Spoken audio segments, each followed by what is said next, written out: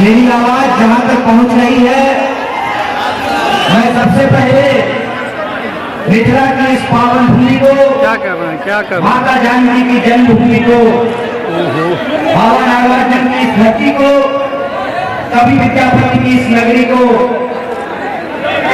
ये महान भूमि मिथिला की इस महान धरती को मैं नमन करता हूँ।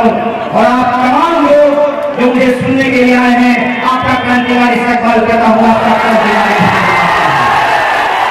दोस्तों, मंच पर उपस्थित महागठबंधन के प्रत्याशी फयाज जी, सीपीआई के नेतागण, राष्ट्रीय जनता दल के नेतागण, कांग्रेस पार्टी के नेतागण, सीपीआईएम के नेतागण और सीपीआईएम के तमाम नेताओं का मैं क्रांतिकारी इस्तकबाल करता हूँ। आपका बहुत बहुत धन्यवाद करता हूँ कि आपने बाबा नागार्जुन की पुण्यतिथि के मौके पर मुझे इस धरती पर आने का अवसर दिया है।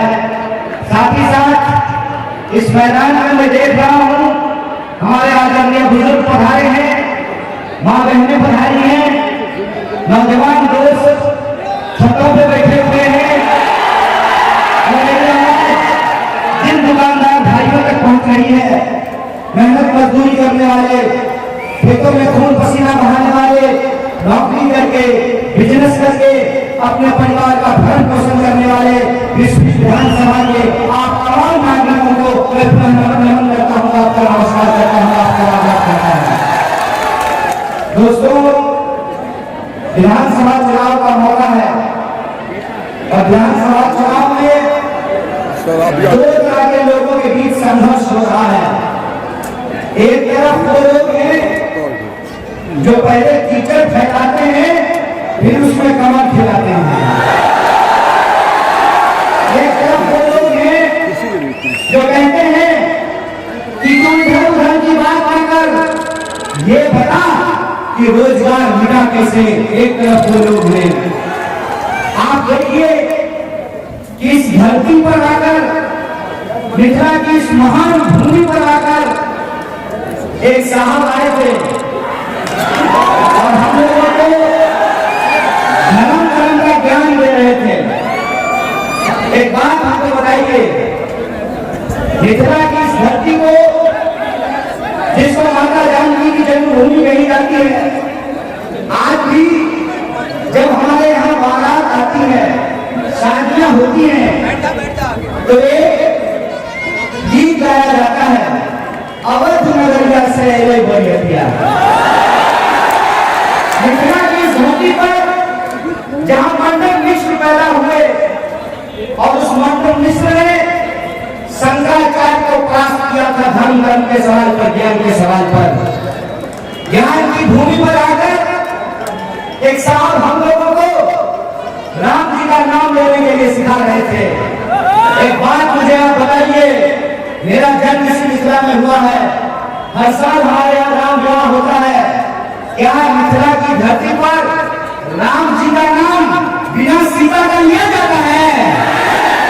हम तो कहते हैं सियापति रामचंद्र की जय। बिना सीता जी के राम जी का नाम अधूरा है, बिना राधा के कृष्ण जी का नाम अधूरा है। कहते हैं ना, जाके पैर न फटे बिवाई, होता जाने पीर पड़ाई। अपनी महिलाओं की इज्जत नहीं करने वालों को यह समझ में नहीं आता है कि भगवान भी अर्धनारेश्वर का रूप लेकर के अवतार लिए थे। मिथिला की वो धरती है, मिथिला की वो पावन भूमि है। यहाँ आकर के हमसे धर्म कर्म की बात करते हैं। एक सवाल मैं आपसे पूछना चाहता हूँ। आप में से बहुत सारे लोगों ने रामचरितमानस पढ़ा होगा, रामायण और महाभारत देखा होगा। एक बात मुझे बताइए कि जो राजपाट छोड़ दे उसको सन्यासी कहते हैं, या तो भगवा धारण करके मुख्यमंत्री की गद्दी पर बैठ जाए उसको सन्यासी कहते हैं? बताइए किसको सन्यासी कहते हैं? जो राजपाट छोड़ दे उसको सन्यासी कहते हैं। जो गृहस्थ धर्म का त्याग कर दे उसको सन्यासी कहते हैं। इसीलिए मैं कहता हूँ, भगवा रंग के प्रति सम्मान है मन में, क्योंकि भगवा रंग वीरता का प्रतीक है। लेकिन कोई कायर भगवा रंग पहन करके वीर नहीं हो सकता। ये बात मुझे बताइए कि जिनके राज में रात के अंधेरे में एक बच्ची की लाश जला जाती है, ये वीरता है कि कायरता है? ये सवाल मैं आपसे पूछना चाहता हूं, जहां पत्रकारों के ऊपर हमले किए जाते हैं, जहां पत्रकारों को जेल में डाला जाता है, जहां खुलेआम एनकाउंटर किया जाता है, जहां गुंडागर्दी अपने चरम पर हो, वो मिथिला करके हमको राजकाज करने के लिए सिखा रहे हैं। वो मिथिला करके हमको राजकाज कैसा होना चाहिए ये बता रहे हैं। तो मैं आपको रामचरितमानस का वो कोट याद दिलाना चाहता हूँ। तुलसीदास जी ने लिखा है, रावण रथी विरथी रथी। भगवान प्रभु श्री राम पैदल चल रहे हैं और रावण रथ पर सवार है। आप अपने दिल पर हाथ रख करके बताइए, इस देश में रथ पे कौन लोग सवार है? ये बात आप सोच करके बताइए। ये हमारे धर्म की गलत व्याख्या करते हैं, ये हमारे लोक परंपरा की गलत व्याख्या करते हैं, ये हमारे समाज के सौहार्द को बिगाड़ना चाहते हैं, ये समाज में नफरत फैला करके इंसान को आपस में बांटना चाहते हैं। तो मैं इनको कह देना चाहता हूं, ये बिहार है, ये बिहार भूमि है महात्मा बुद्ध की, जहां सत्य और अहिंसा की बात करते हैं। वहां बिहार भूमि है गुरु गोविंद सिंह की, जहां हम त्याग और बलिदान की बात करते हैं। बिहार भूमि है, कर्म भूमि है महात्मा गांधी की।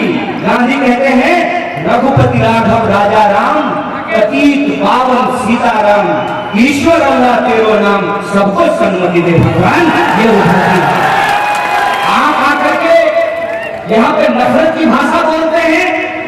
मिथिला के लोग अगर आपस में झगड़ा करते हैं तो दूसरे के इलाके के लोगों को पता नहीं चलता है कि ये बातचीत कर रहे हैं कि झगड़ा कर रहे हैं। कितनी मीठी बोली होती है, और इस मीठी बोली बोलने वाले लोगों के दिमाग में आप जहर भरने के लिए आए हैं, आप समाज को बांटने के लिए आए हैं। तो मैं आपको कह देना चाहता हूं, ये 5 पार्टियों का गठबंधन है, ये पांडव हैं, राष्ट्रीय जनता दल, कांग्रेस पार्टी और तीनों वामपंथी पार्टियों ने मिलकर के ये 5 दलों का गठबंधन बनाया है। हमारे लिए चुनाव किसी को सिर्फ विधायक और मंत्री बनाने का चुनाव नहीं है, हमारे लिए चुनाव बिहार को बचाने का जन आंदोलन है। और प्रवासी जी, मैं उनको प्रवासी ही कहता हूं, क्योंकि जिनके राजकाज में अपने ही देश में मजदूरों को प्रवासी बना दिया गया, उन प्रवासी नेताओं से मैं कहना चाहता हूं, साहेब मधुबनी की समस्या, बिस्फी की समस्या नक्सलवाद की समस्या नहीं है, बाढ़ की समस्या है, बाढ़ की। आप इसका सवाल का जवाब दीजिए कि 15 साल राज करने का मौका मिला आपको, आपने बाढ़ के लिए क्या किया है? कितने तटबंध बनाए हैं, कितने बांध बनाए हैं, कितनी नदियों को बांधा है, कितना नहर खोदा है? बिस्फी हर साल पानी में डूब जाता है। कहते हैं ना, आसमान में उड़ने वालों को धरती पे रहने वाले इंसानों की फिक्र नहीं होती है। हम सड़क से इसलिए आते हैं, एक नौजवान ने हमको पूछा कि आप गाड़ी से क्यों आते हैं? हम बोले एक पंथ दो काज होता है। गाड़ी से इसलिए आते हैं कि जनसभा भी हो जाती है, इलाका भी घूम लेते हैं, रोड शो भी हो जाता है, और इनके घरों के आसपास से गुजर करके इनकी हिम्मत कितनी है इसकी भी पड़ताल करके देख लेते हैं। ये पड़ताल करके देख लेते हैं कि हमारे मिथिला के लोग किन परिस्थितियों में जीने को विवश हैं।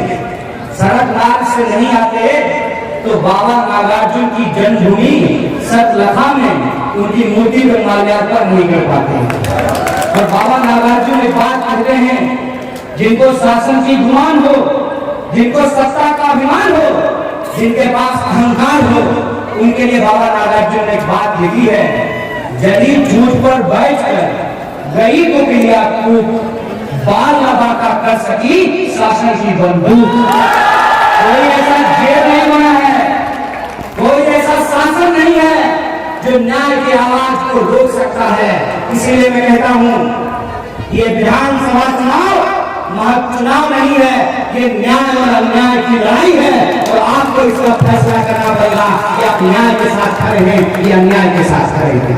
आपको इस बात का फैसला करना पड़ेगा कि हमारे पास जो सबसे बड़ी समस्या है पलायन की समस्या, उस संबंध में मुख्यमंत्री जी एक शब्द नहीं बोले, एक शब्द नहीं बोले पलायन के बारे में। और कभी विद्यापति का जन्म स्थान है बिस्फी, कभी विद्यापति ने लिखा था कि कैना कटपे जिंदगी में सखी गाय ऐला आए ऐला से काहे देता। आप देखिए कि जो प्रवासी लोग हैं जिनको इन लोगों ने प्रवासी बना दिया, इस देश के निवासी हैं वो मजदूर, और उन मजदूरों के साथ क्या व्यथा है? व्यथा ये है कि हजारों किलोमीटर पैदल चल करके अपने बच्चे को गोद में लेकर के भूखे प्यासे पैर में छाले पड़े हुए वो चलते चले जा रहे थे कि किसी तरह से वो अपने गांव को पहुंचे। अगर मरना ही है तो अपनी भूमि पे जाकर के मरे, अपनी मिट्टी को चूम करके मरे, उसी अपने घर को लौट कर। और जब वो घरों को लौट करके आ रहे थे तो रास्ते में ही उत्तर प्रदेश का आता ना क्या जी, जब गुड़गांव से वो ज्योति साइकिल चला के आ रही थी तो उत्तर प्रदेश होके आई थी ना। योगी जी बिस्लरी का बोतल लेकर के खड़ा थे वहां पे, बिस्लरी का बोतल लेकर के। कोई जो है कोई ऐसी जगह बनाई गई थी जहां मजदूरों को खाना खिलाया गया होता, कोई ऐसा पंडाल लगाया गया था जहां बिहार के मजदूरों को सुलाया गया होता। बेईमानी करने के लिए आए हैं, अपनी जिम्मेवारी से भाग करके मुद्दे को गुमराह करने के लिए आए हैं। कहते हैं कि राम जी का मंदिर बनेगा तो न्योता देने के लिए आए हैं। ऐसा है, राम को मानने वाले लोगों के दिल में प्रभु श्री राम रहते हैं, वो किसी मंदिर के मोहताज नहीं है। कहते हैं ये बात कही गई है, गोलू झा के बारे में ये बात कही जाती है कि गोलू झा एक बार पेशाब कर रहे थे तो उनको लोग कहा कि उधर मत पेशाब कीजिए, उस तरफ मंदिर है। तो गोलू झा बोले यत्र विष्णु तत्र विष्णु, तो मुझे वहां कपा कहने का क्या तात्पर्य है? कहने का तात्पर्य यह है कि कौन सा ऐसा जर्रा है, कौन सा ऐसा कतरा है ब्रह्मांड का, वो कौन सा ऐसा हिस्सा है जो प्रभु श्री राम के नाम से गुलजार नहीं है, जो ऊपर वाले के नाम से गुलजार नहीं है। ये धर्म की नई व्याख्या लिख रहे हैं, करोगे शास्त्रार्थ पढ़े और रामचरितमानस और ये मंडल मिश्र की धरती है, याद दिला देते हैं। शंकराचार्य को धर्म कर्म के सवाल पे हमने परास्त किया है, हमको आकर के धर्म सिखा रहे हैं। आप धर्म की बात नहीं करते हैं, आप धर्म के नाम पर कुर्सी का धंधा करते हैं, ये बात। इसीलिए हम आपको इस इधर उधर के सवाल में फंसने वाले नहीं हैं। इसीलिए आपका अंग्रेजों की तरह डिवाइड और रूल करने की जो राजनीति है उसमें हम फंसने वाले नहीं हैं। डिवाइड और रूल करने की जो आपकी राजनीति है उसमें हम फंसने वाले नहीं हैं। आप इधर उधर की बात कीजिए, मैं ये पूछूंगा कि हमारे खाते में 15 लाख रुपया क्यों नहीं पहुंचा? पहुंचा क्या? आप लोग को मिला? पत्रकार लोग हैं आप लोग, योगी जी बड़ा चिंता कर रहे थे आप सबका, मिला आप लोगों को? बाल बच्चा को 15 करोड़ नौकरी नहीं मिला ना? क्यों नहीं मिला? इस सवाल पे सवाल ना किया जा सके, इसलिए इधर उधर की बात करते हैं। कह रहे थे कि हम लोग जाकर के वहां डल झील के पास जमीन खरीदेंगे।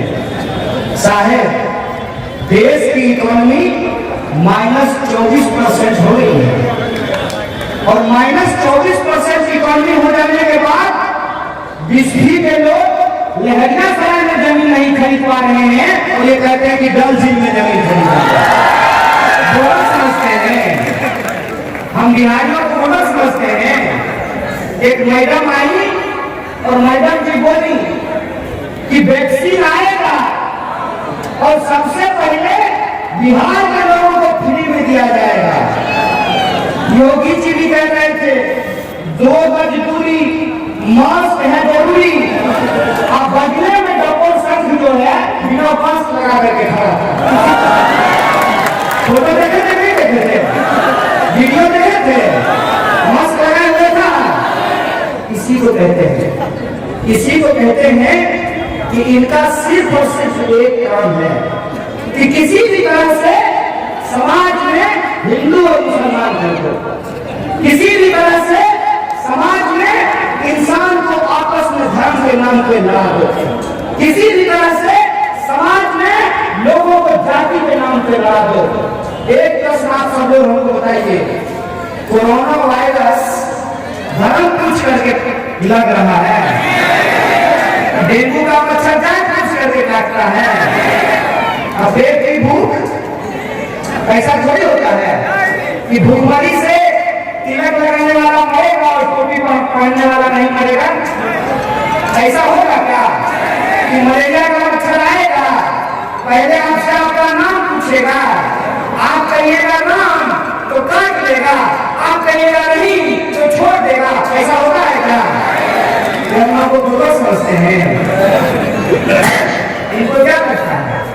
इनको यही लगता है कि चुनाव का बात है, थोड़ा धर्म का बात कर दो, थोड़ा जात पात कर दो तो कोई हमारे विकास के सवाल पर प्रश्न नहीं खड़ा करेगा। मैं पूछता हूं कि मैंने जब रास्ते से आ रहा था, सतरखा गांव गुजर रहा था, तो विकास हमको रास्ते के किनारे पड़ा हुआ मिला। हम बोले हेलो आओ, विकास तुम्हारी क्या हालत है? विकास बोला टांग टूट गई है, चल नहीं पा रहे। चले थे पटना से, सड़क के गड्ढे में ही उलझ करके रह गए, आगे जा ही नहीं पा रहे। विकास के सवाल का जवाब उनके पास नहीं है। अपने मुंह से बोले, हम नहीं बोले, बोले हैं कि 80 करोड़ लोगों को मुफ्त में अनाज दिया गया। अब दिया गया कि नहीं दिया गया ये अलग सवाल है। कम से कम गलती से ही सही ये बात तो आपने स्वीकार कर ली ना कि देश में 80 करोड़ लोग गरीब हैं। बोलिए, आप लोग विचार करके बताइए। पत्रकार है प्रबुद्ध, मुख्यमंत्री जी अपने मुंह से बोले कि 80 करोड़ लोगों को, गरीब लोगों को हमने मुफ्त में अनाज दिया। तो पहले ये बताइए कि 80 करोड़ लोगों को आपने गरीब बना दिया ना? 80 करोड़ लोग गरीब हुए कि नहीं हुए? पहले कितना करोड़ लोग गरीब थे? 45 करोड़। ये सरकारी आंकड़ा है क्या? बरोबर जी, गलत बोल रहे हैं। पढ़े लिखों की बात है, चुनाव है तो क्या झूठ थोड़ी बोलेंगे, सच बोलेंगे ना भाई। अब झूठ बोल रहे थोड़ी प्रधानमंत्री होना है, सच बताइए। पहले 45% लोग गरीबी रेखा के नीचे आ रहे थे, अब 80% लोग हो गए ना। कौन है इसके लिए जिम्मेवार? कौन है? पूरे भाषण में सिर्फ कांग्रेस पार्टी का नाम ले रहे थे, हम कंफ्यूज हो गए। हमको लगा कि नीतीश जी कांग्रेस ज्वाइन कर लिए हैं क्या? तो सरकार आप चला रहे हैं, पटना में आपकी सरकार है, दिल्ली में आपकी सरकार है, तो आप ये बताइए ना कि आपने 5 साल में और अपने 15 साल में बिहार राज्य के लिए क्या किया है? आप ये बताइए ना कि क्या बिहार में जो बाढ़ की समस्या है उसको रोकने के लिए आपने कोई काम किया हो? आप ये बताइए कि सुखाड़ की समस्या को रोकने के लिए आपने कोई काम किया हो? आप ये बताइए कि आपने कितना मेडिकल कॉलेज खोला? आप ये बताइए कि आपने कितने जो है विश्वविद्यालय खोले? आपने कितनी फैक्ट्रियां खोली, आपने कितना क्राइम को रोका। इन समस्याओं पर जवाब देने की बजाय वो इधर उधर की बात कर रहे थे। आप हमको एक बात सोच करके बताइए, भोगेंद्र झा का नाम याद है ना? भोगेंद्र झा का नाम याद है? भोगेंद्र झा जब सांसद हुआ करते थे तो उनके पास ज्यादा फंड नहीं था।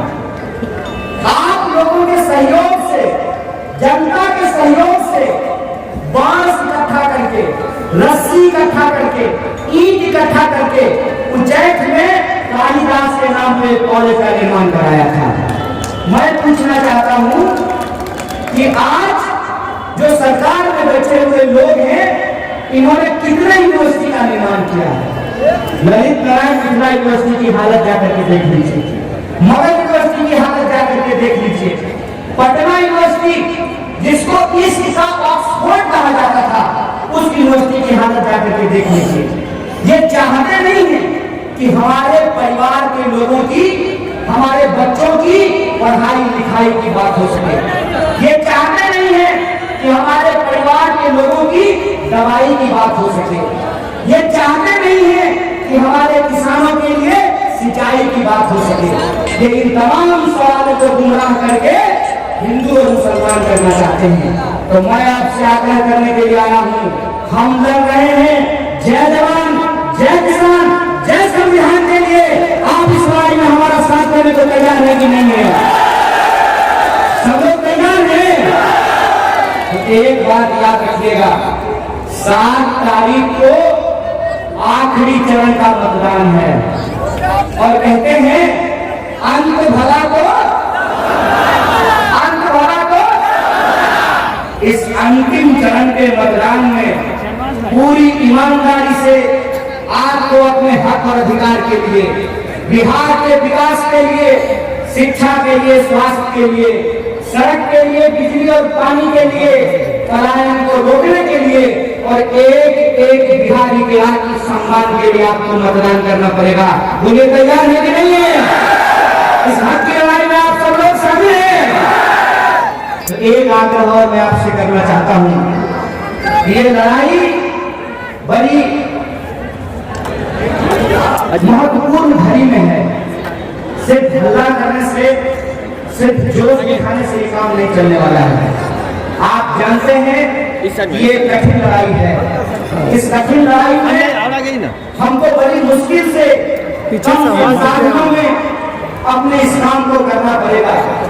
आज ही मुझे कई इलाकों में जाना था, कम संसाधन के चलते मैं बहुत जगह नहीं पहुंच पा रहा हूं।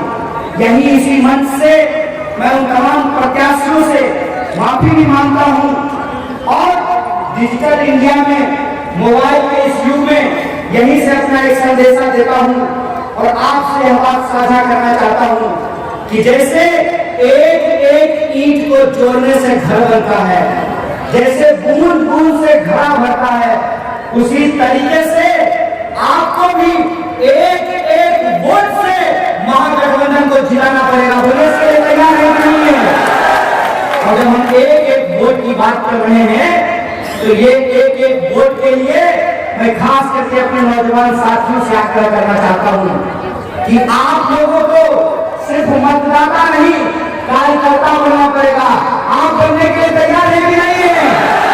अगर आप मतदाता के साथ साथ कार्यकर्ता बनने के लिए तैयार हैं तो आपको सुबह तैयार होकर के 7 तारीख को बूथों पे पहुंचना होगा और अपने नौजवान दोस्तों को इकट्ठा करके, टोली बना करके, हमारे जो आदरणीय बुजुर्ग हैं, कोरोना प्रोटोकॉल का पालन करते हुए उनको मतदान केंद्रों तक ले जाना पड़ेगा और इस नारे के साथ कि पहले मतदान फिर कोई दूसरा काम, एक एक मतदान आप लोगों को कराना पड़ेगा। और ये एक एक मतदान जब आप कराएंगे तो एक बात आप अपने दिमाग में रखिएगा कि ये चुनाव महज चुनाव नहीं है, जन आंदोलन है। और इस जन आंदोलन में जो बदलाव के पक्ष में है, आप लोग हैं कि नहीं है? जो बदलाव के पक्ष में है उनको महागठबंधन को अपना समर्थन देना पड़ेगा। बोलिए तैयार है? सब लोग समर्थन करेंगे? तो मैं ये आपको भरोसा दिलाता हूं कि इस बार बिहार का चुनाव रोजगार के सवाल पे होगा। इस बार बिहार का चुनाव बिहार के मुद्दों पर होगा। इस बार बिहार का चुनाव वृद्धा पेंशन को बढ़ाने के लिए होगा, समान काम का समान वेतन लागू कराने के लिए होगा, और जो हमारे नियोजित शिक्षक हैं, जो हमारे अतिथि शिक्षक हैं, उनका अस्थायीकरण करने के लिए होगा। इस बार बिहार का चुनाव बिहार का मुस्तकबिल तय करेगा, और हम अपने आत्मसम्मान के लिए जो हम दूसरे राज्यों में जाकर के काम करते हैं, मुझे एक बात आप सोच करके बताइए, पढ़ने वाला विद्यार्थी बिहारी, पढ़ाने वाला मास्टर बिहारी, तो कोचिंग कोटा में क्यों चल रहा है? जयनगर में नहीं चलना चाहिए कोचिंग को, रहिका में नहीं चलना चाहिए कोचिंग को, मधुबनी में नहीं चलना चाहिए कोचिंग को। अपने इस आत्मसम्मान की रक्षा करने के लिए मतदान कीजिएगा, और जब आप मशीन के सामने जाइएगा तो फयाज जी का चेहरा नहीं याद कीजिएगा। फयाज जी का चेहरा याद करने का जरूरत नहीं है, सिर्फ इतना याद कीजिएगा कि फयाज जी को पढ़ने वाला एक एक वोट बिहारियों के आत्मसम्मान की रक्षा के लिए पड़ेगा। और जो लोग हमको बेवकूफ समझते हैं, जो लोग हमको बुरा समझते हैं, जिनको लगता है कि वो इधर उधर की बात करके धर्म के नाम पे लोगों को लड़ा करके बिहार के विकास के रास्ते को रोक देंगे, तो मैं उनको कहना चाहता हूँ कि बिहार की धरती दशरथ मांझी की धरती है। एक छेड़ी हथौड़ी से पहाड़ काट करके हम रास्ता बनाना चाहते हैं। बिहार की धरती सामाजिक न्याय की धरती है, ये धरती कर्पूरी ठाकुर की धरती है। इस सामाजिक न्याय को, आर्थिक न्याय को हमको आगे बढ़ाना पड़ेगा, और पूरे देश में बिहारी शब्द को जिन लोगों ने गाली बनाया है, उनके मुंह पे हम कमांडो मारेंगे और एक एक वोट हम करेंगे। तो ये तैयार है कि नहीं है? तो इस बार फिर विधानसभा जाएंगे ना? आप बहुमत को पूरा करने में एक विधायक मिस्त्री से भेजेंगे ना? तो मैं निश्चिंत होकर के अपने निवर्तमान विधायक और आपके होने वाले विधायक बोल देना, मैं इनका माल्यार्पण करना चाहता हूँ आपकी जनता की तरफ से। और इस बार के बिहार विधानसभा चुनाव में ये मेरी आखिरी चुनावी सभा है। मैं हाथ जोड़ करके आप सबसे हाथ जोड़ कर अपील करना चाहूं कि मान सम्मान की रक्षा करवाए, अब बिहार का आत्मसम्मान खाते हुए वोट करवाए। इसी अपील के साथ माल्यार्पण करते हुए विभाग को खत्म करूंगा। शुक्रिया, इंकलाब जिंदाबाद, धन्यवाद। आप तमाम लोगों का बहुत बहुत शुक्रिया।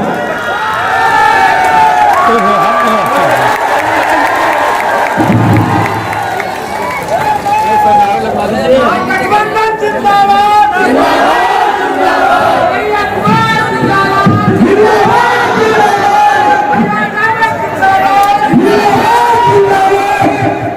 वीर